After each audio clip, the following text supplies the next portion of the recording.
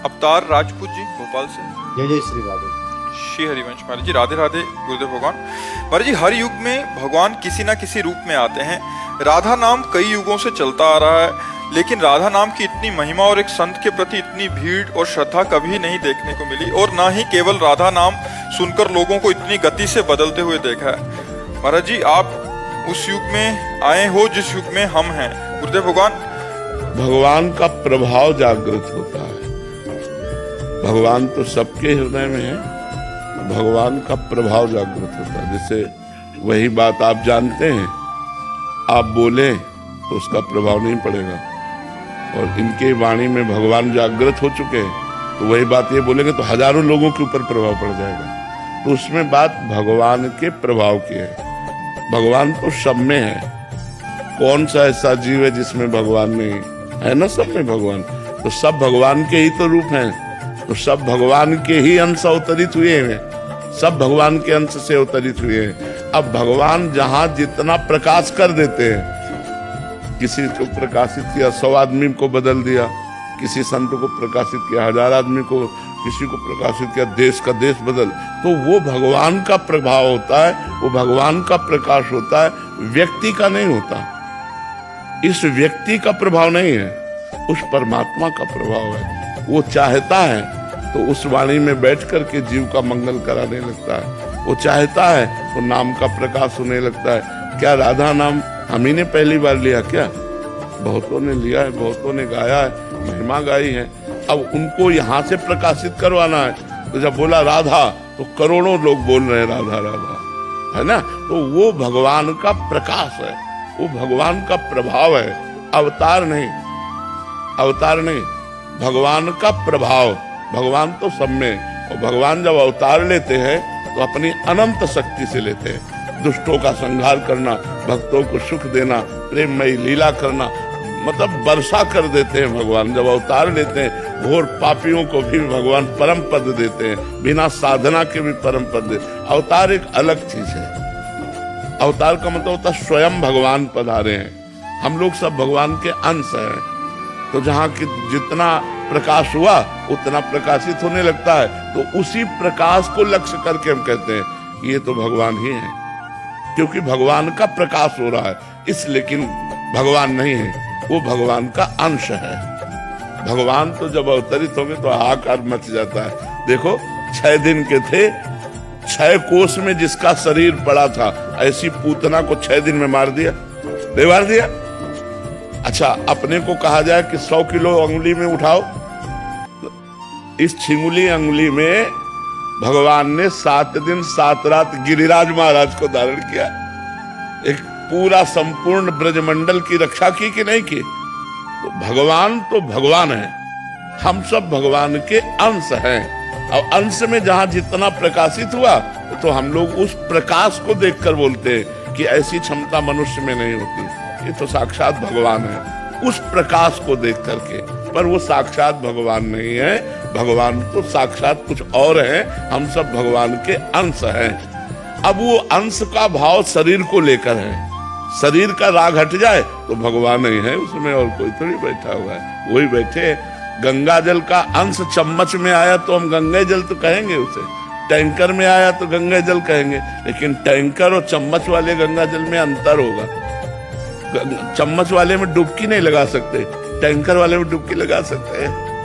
यद्यपि गंगा जल से अलग हुआ है, पर उसमें अधिक मात्रा है। ऐसे ही अंश में अलग अलग प्रभाव होते हैं। अब एक अंश है भगवान के बड़े बड़े ऋषि मुनि जो आकाशचारी हैं, हम उछले तो धम्म से गिर पड़ेंगे, और वो आकाश में विचर रहे, तो अंश वो भी हैं भगवान के।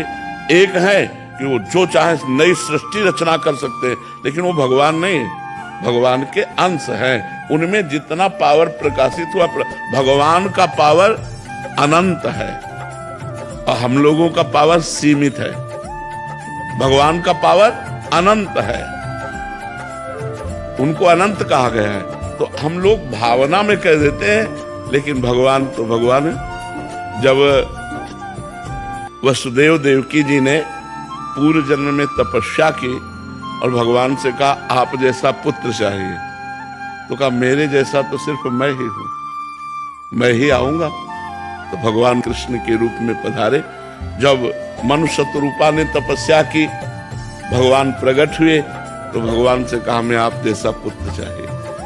तो उस समय भी भगवान यही बोले कि मेरे जैसा तो सिर्फ मैं ही हूं।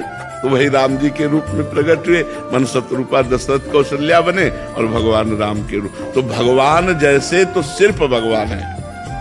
भगवान के भय से वायु चलती है, भगवान के भय से मृत्यु भयभीत होकर काम कर रहा है, भगवान के भय से पृथ्वी जल में नहीं डूब रही, भगवान के भय से सूर्य चंद्रमा अपना प्रकाश समय पर कर रहे हैं। भगवान भगवान है, भगवान जैसा कोई नहीं है। हाँ, कहीं कहीं भगवान का तेज प्रकाशित होता है, वो अंश मात्र में होता है कि मतलब 1000 लोग देखकर प्रभावित हो गए, लाख लोग देखकर प्रभावित हो गए, वो भगवान का तेज प्रकाशित हो रहा है, भगवान नहीं। भगवान तो अनंत महिमाशाली है। जितने ब्रह्मांड हैं ये भगवान के एक रोमकूप में है, इतने महान भगवान है। देख रावा माते तिन अद्भुत रूप अखंड, रोम रोम प्रतिलागे कोटि कोटि ब्रह्मांड। जैसे गूलर के फल में दाल ऐसे झुके और उसमें 10 गूलर लगी है, ऐसे एक रोमकूप में 10 ब्रह्मांड, लाखों ब्रह्मांड है। और उस ब्रह्मांड में एक ब्रह्मांडीय मृत्युलोक है, और इस मृत्युलोक में कितने जीव है।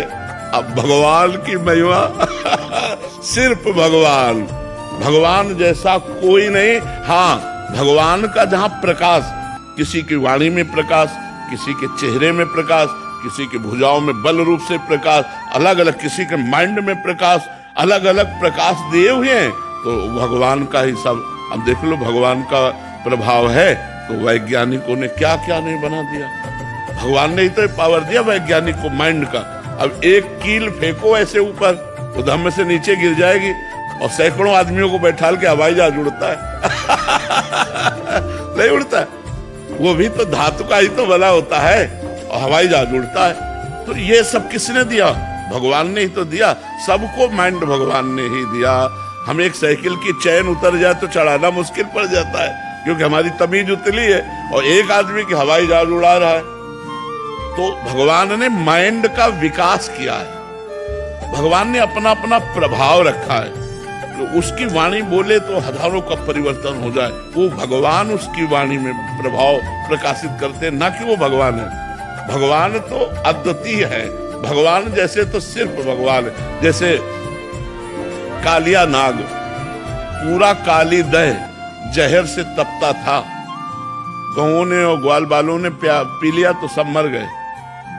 भगवान ने उसी काली दह के जहरीले पानी में कूदकर सैकड़ों फण वाले काली नाग को रौंद डाला, उसके फणों पर चढ़कर नाचा, उसने डसा। भगवान को क्या फर्क पड़ा? कुछ नहीं पड़ा। आखिरकार वो चरणों में गिर करके रमणक द्वीप में आज भी वास करता है। तो विचार करो, भगवान की समानता, भगवान की समानता कौन कर सकता है? विश्व में जिसे परास्त नहीं कर सकता था ऐसा कंस था, इतना बलवान था कि जरासंध ने अपनी 2 बेटियों का ब्याह किया। जरासंध अद्वितीय योद्धा था, मतलब हजारों राजाओं को कैद किए था भैरव बलि देने के लिए, हजारों राजाओं को कैद किए था। भगवान ने उनको छुड़ाया। तो कंस को भगवान ने बाल पकड़ के घसीटा, 11 वर्ष की अवस्था थी, बाल पकड़ के घसीटा, मंच पे पटक दिया, ऊपर कूदे, मर गया जान से। 11 वर्ष के बालक में इतनी सामर्थ। अघासुर, बकासुर, धेनुकासुर, प्रलंबासुर, कितने मुष्टि क्षाणों मार मार के 60,000 हाथियों का बल लगता था, कोलिया पीड़ हाथी, तो ऐसे सूर पकड़ के खिलौने की तरह पटक दिया, मर गया। भगवान जैसे भगवान भगवान जैसा कोई हो ही नहीं सकता, उनके अंश हैं। अब किसी में तेज प्रकाशित है, वाणी में, बुद्धि में, बल में, बोले यार तो साक्षात भगवान है। नहीं, भगवान का अंश है। एक अंश भगवान के सूर्य है, तो पूरे आप विश्व में कहीं घूमिए और सब जगह प्रकाश यही दे रहे हैं, जहां देखो वहीं अपने सामने नजर आएंगे। एक अंश से भगवान से माया पूरी, एक शक्ति है माया, ऐसी अनंत शक्तियों के स्वामी भगवान है। तो भगवान जैसा तो सिर्फ भगवान है। हाँ, ये वो चयन खुद ही करते हैं किसमें ये प्रकाश देना। हाँ, ये उनका है, अपनी कोई इसमें गतिमति काम नहीं करती।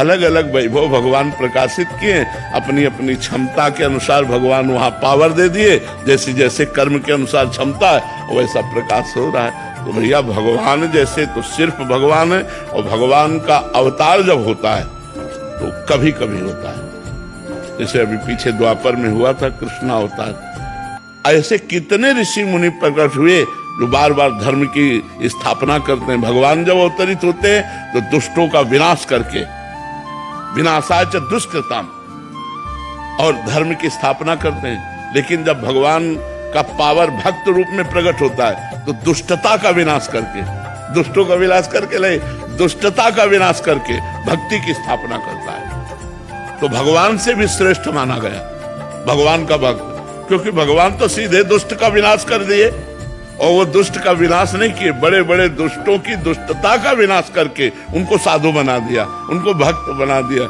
इसलिए मोरे मन प्रभु से विश्वासा, राम ते अधिक राम कर दासा। क्योंकि भगवान का भक्त कृपा करके मारा नहीं, उसकी दुष्टता को मार दिया और महात्मा बना दिया। श्री जी स्वयं प्रकाशित होती है या आपको सहचर्य को भेजेंगे जिससे प्रकाश हो? देखो, न सहचरी आई है और न श्री जी स्वयं आई है।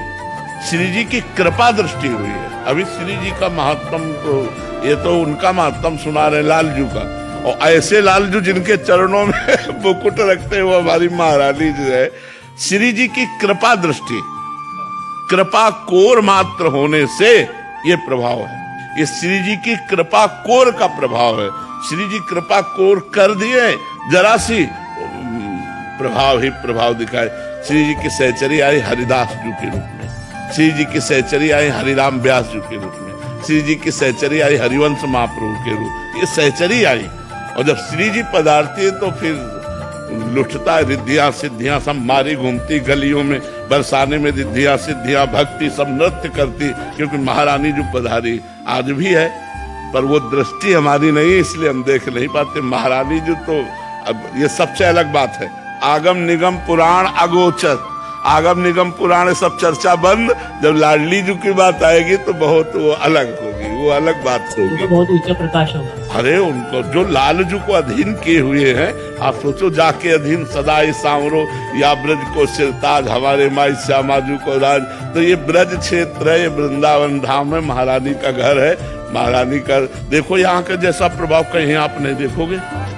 यहाँ एक अलौकिक आकर्षण है, एक अलौकिक आनंद है, एक अलौकिकता है, नहीं है। अच्छा, यहाँ का जो वासी है, चाहे जहां वो सीमा के बाहर निकलेगा तो उसके प्राण व्याकुल हो जाएंगे। भैया हम बरसाने के बिना नहीं रह सकते, हम वृंदावन के बिना नहीं रह सकते, हम ऐसे, मतलब कुछ है ऐसा, कहा नहीं जा सकता, पर जो हमारे हृदय को पकड़ लिया है, अब हम जी नहीं सकते। अब हम राधा नाम के बिना जी नहीं सकते, वृंदावन धाम के बिना जी नहीं सकते, ब्रज धाम के बिना जी नहीं सकते। ये